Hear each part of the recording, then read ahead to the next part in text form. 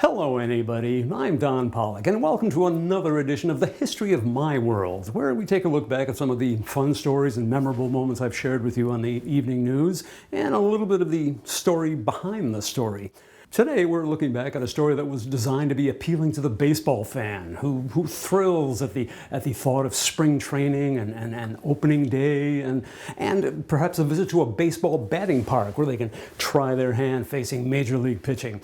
Sounded like it was going to be a fun and pretty straightforward story. Ended up being a little more intense than I anticipated.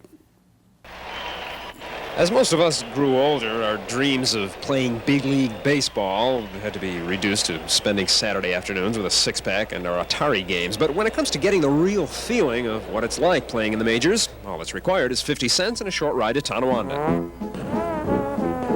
For years, the Fun and Games batting range, the only facility of its kind around the city, has been an outlet for armchair Reggie Jacksons in the area. We get a variety of old people. You get a lot of fathers come here with their kids, and mother stops at the miniature golf with the little girls. Father stops here with the boys. Most of all your coaches bring their midget leagues here early in the spring and throughout the year while they're playing ball. And I think they have a little bit of an edge on teams that don't come here. All day long, some 4,000 hard rubber baseballs are constantly being recycled into the half-dozen automatic pitching machines. Each of them can be adjusted to either toss an easy lob over the plate to a rookie little leaguer, or they can become something of a pneumatic Nolan Ryan and provide a real challenge that, if nothing else, will at least enhance the dreams people have of playing big league baseball and give something of a taste of the glamour and mystique of what it's like standing over home plate in Yankee Stadium. We have a lot of semi-professional players here that want these balls to come over at a fast rate of speed due to the fact that's the kind of pitchers they face in their games. We're talking about up to 85 miles an hour. It sharpens your eye, your timing, your reflexes. If you step into a ball game, especially if they're playing that day, they come over here, they get their timing, their reflexes, everything kind of comes together for them, and they got a little jump on their opponents. Not to mention just getting a good, healthy dose of the kind of thrills and excitement that only baseball can bring out.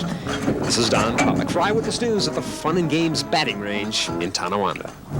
No, I said the story was a little more intense than I expected it to be, but not because of what you just saw. That was just some, Three Stooges style shtick we decided to have some fun with there at the end.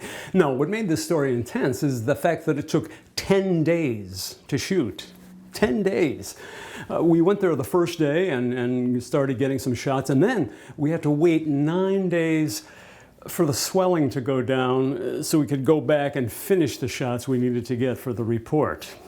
The reason for that was because the first day we went, we were getting a shot with me swinging multiple bats when my head got a little bit too far into the strike zone and got met with a 75-mile-an-hour fastball. And if that looked like it hurt, you're right. It gave me a whole new respect for batting helmets, let me tell you. I mean, wow. And I have to give credit to my cameraman, Sam Brunetto, who immediately came to my aid. But I got to tell you, if you're going to put the camera down and leave it rolling, at least face it in the direction of the action so we can see what's going on, get some entertainment value out of it at least. Actually, I have to say I was really lucky there because I think my glasses took most of the impact and deflected it from my face. I mean, if you look closely, you can see the glasses, which broke into a million pieces, by the way, flying off my face. But like I said, I think they absorbed most of the impact.